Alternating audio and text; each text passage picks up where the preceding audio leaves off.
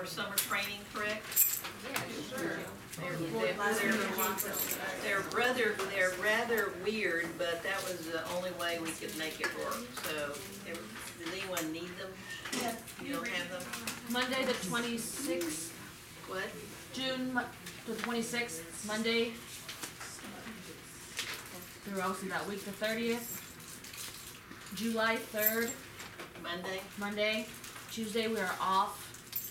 Then through Wait a minute, July. I have a question for you. How many of you would not come on July the 4th? We had a field trip. I would not. I would not. I'm just asking. You have kids. We had a conversation No, about no, it. We were thinking a field trip, you could bring your family. You don't know my kids. And then to finish, I bet I could guess. Okay, go ahead. July 5th through the 8th, which is a Saturday. I would much rather do the 4th than Saturday. Well, too late. Okay, so you have those dates. All right.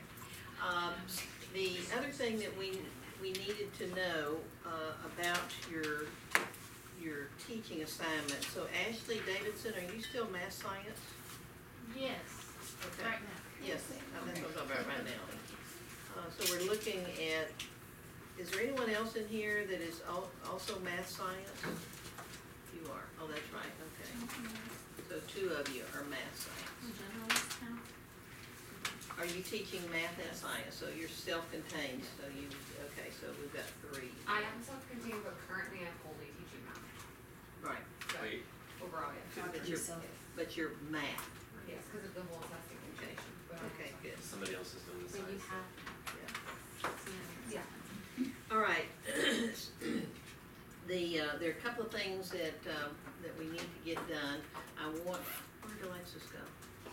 I want Alexis to show you our Mix It Up site at some point, but I want you to be thinking about something on your prompts, and I want to have some discussion with you about it.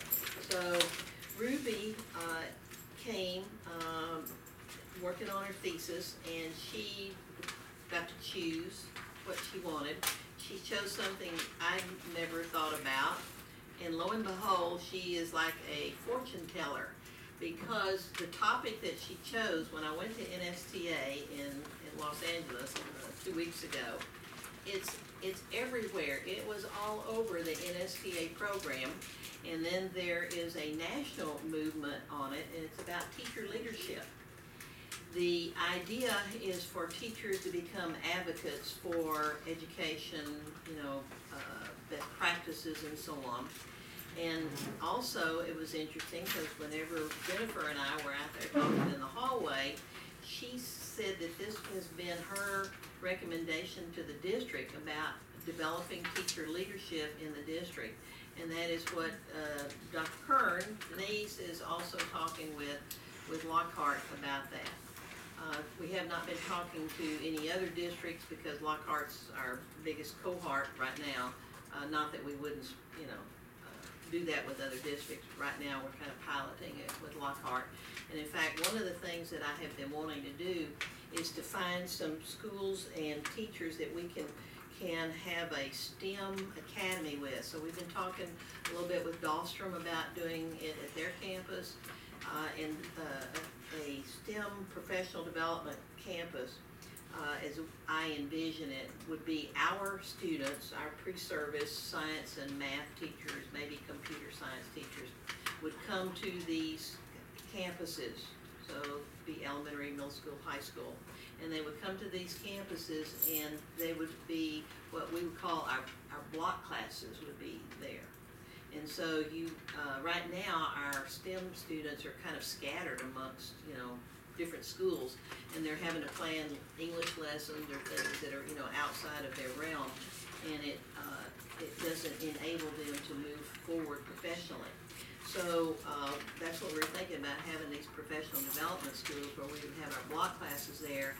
In some cases, we would be placing student teachers there, and and we would be doing professional development with them, and we would be working with the districts and the teacher leaders there to develop the kind of professional development that the teachers want. So it'd be collaborative, and it might be that for example, Jennifer would have professional development sessions with their PLC on very focused area, you know, maybe questioning or something, you know, whatever the teachers wanted, it would be a collaborative decision about what they think the needs are.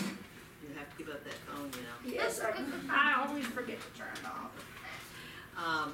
And so, you know, the idea of developing teacher leaders, and then in some cases, for example, at the junior high campus, they have a new principal, and the new principal has been working with Melissa and Tim and I don't know if Jen or not, I don't know how I just y'all got have back been about 2 doing it. months ago, so. Pardon? So I just got back about 2 months ago, Yeah. so we haven't So, really got it. I think one of the ideas is to put you two together at the 8th grade and put them in adjacent rooms so they can collaborate and do this integrated model of math and science, so that they don't think like, Dr. McLemore was saying, she went out of a classroom and it's Not like. here. No, not here. But went out of a classroom and it's like, you know, this is math and what goes on in this room stays in this room, and math's not connected to science yeah. and, you know, or any other discipline, and that's a real problem that we have. And part of that, you know, is our fault. It's the way our courses are designed, it's the way we teach. And part of it is the lack of collaboration. Some of it is not our own fault because, you know, logistically it's not set up to make it easier to collaborate with others. And sometimes it is our fault because we're not choosing to be collaborative. And that is one of the most highly valued characteristics of any employer.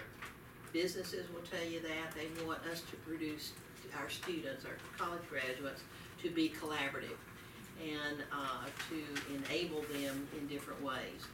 And I think, I know that Denise has said that one of the things that she has enjoyed is the kind of collaboration that Browning and I do. I mean, we have well, you know, I mean, we talk to each other and we agree and sometimes we disagree, and then we sometimes come back to agreement and sometimes we don't. But we have lots of conversations, and I think that's important, is to be able to have conversations on the professional level where it's okay to disagree, and in fact, it's probably better to disagree because I think you grow.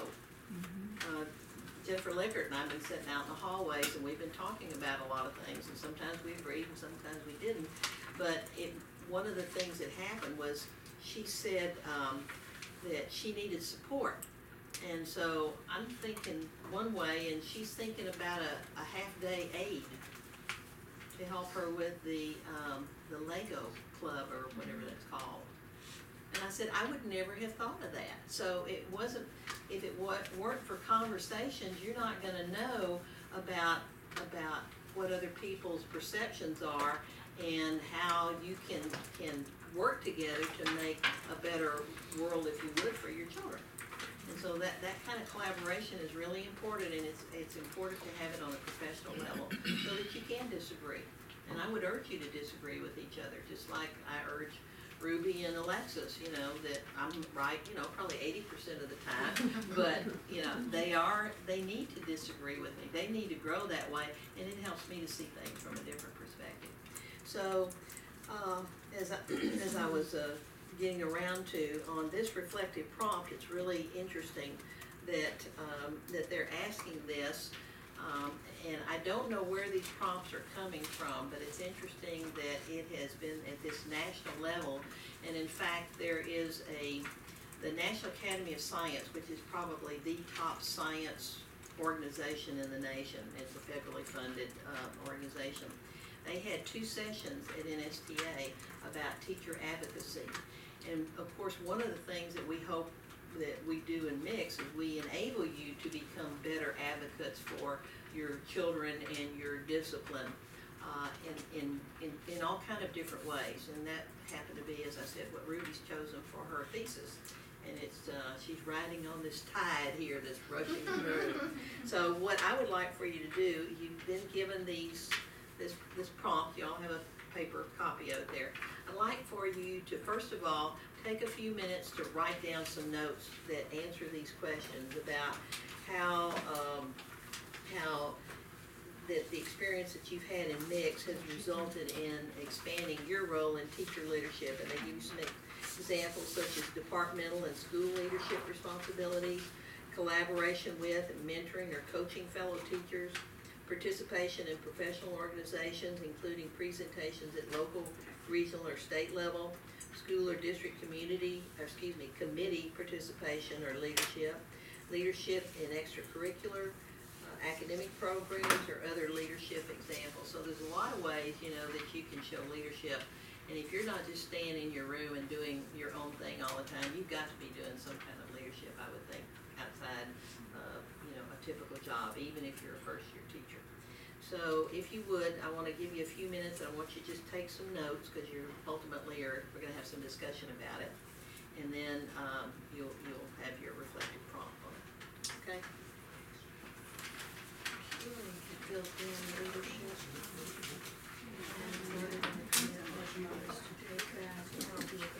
Excuse me, you're supposed to be thinking and writing.